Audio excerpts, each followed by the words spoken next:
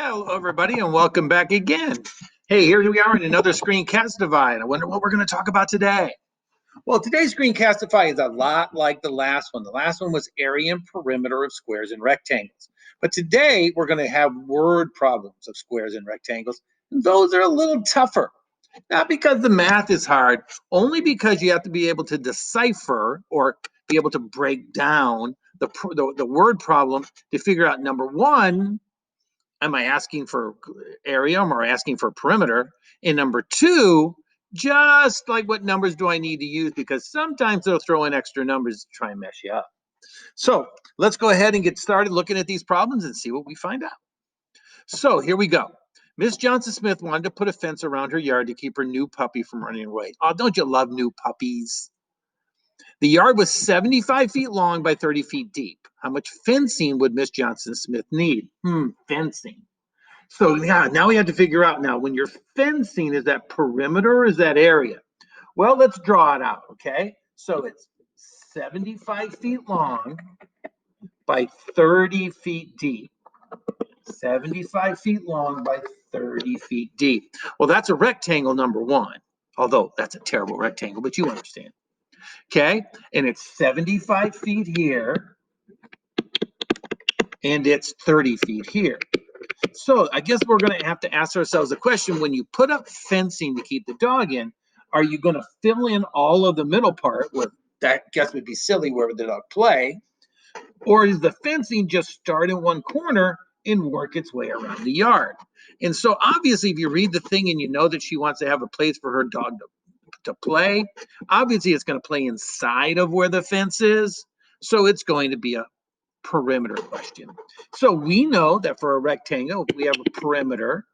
It equals 2 times the length plus 2 times the width, right? And so here's our 75 feet long, so that's the length. And here's our 30 feet deep or 30 feet wide. Another way of saying wide is to say deep, right? So that tells us the numbers we want. It's fencing, so we know it's a perimeter problem. So now all we got to do is plug some numbers in. So we have P equals 2 times 75 plus 2 times 30.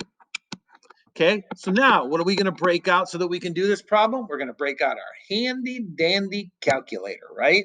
So we break out our calculator and it tells us 2 times 75 is 150. Then we break out our calculator again. 2 times 30 is 60, right? So we have 150 plus 60. So how much fencing is she going to need? She's going to need 210 feet of fencing. Okay, so again, math of this problem, not hard at all. All you got to do is look at the word problem, break it down, try and figure out by reading the word problem, what are the key words here? Are they looking for the outside edge? Are they looking for like to put something around the thing, right? Are they asking like to take up this area in the middle of it? If it's looking for the middle of it, how much room it would take up, that would be area. If they're looking for like the outside edge, that's perimeter. And that's the hardest part of these, is trying to figure out, are they asking about perimeter or are they asking about area? Because tricky teachers, they don't like to tell you, right? So I'm going to erase all of that so that we can do our next problem, which happens to be right here, right? So Mr. Lamb, oh, that's me, was buying a new dining room table that was 7 feet long by 5 feet wide. Yeah, we're redoing our house and we bought a bunch of new furniture. So this actually was a true problem that we had. Okay, it says he dining room, it should say his dining room, isn't very big, and it's not. So he wanted to store, I wanted to store, I wanted the store, not to store, I wanted the store to tell me, God, this is so hard because it's me. So I'm going to pretend this isn't me for a second. Mr. Lamb was buying a new dining room table that was 7 feet long by 5 feet wide. His dining room isn't very big, so he wanted the store to tell him how much space the table was going to take up, so he could measure the room to make sure the table wasn't too big. So how much space something takes up, right? That's the definition of area. So we know this is going to be an area problem because we want to know how much space something takes up. that makes it an area problem, right? So area we know is length times width. And remember, I said you could write it with them right next to each other. Length times width. That would give you like the how to find the area of it. We know that it's 7 feet long. So area equals 7 feet times, and then 5 feet wide by 5 feet. And again, remember always when you multiply these together, you multiply the numbers together and you get 35 feet. And then you not multiply feet times feet to get feet squared. I don't know where that first part went, but there it is. So feet squared.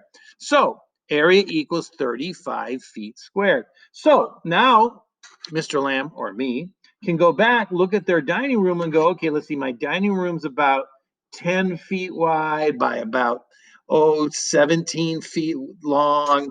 Yeah, I probably have enough room. Remember, you got to put chairs around it and all kinds of stuff. So knowing how to figure out how much space something takes up is really important when you're trying to figure out if things will fit in a spot or not. Okay. So anyway, so there's a real quick couple of word problems to get you through, like how to figure out if their area, how to figure out their perimeter. If you have any more questions, I believe there's a second video that you can watch. If not, practice, practice, practice. And the thing to remember is that if you can break the problem down, you can solve the problem. Okay, see you guys next time. Have a good day.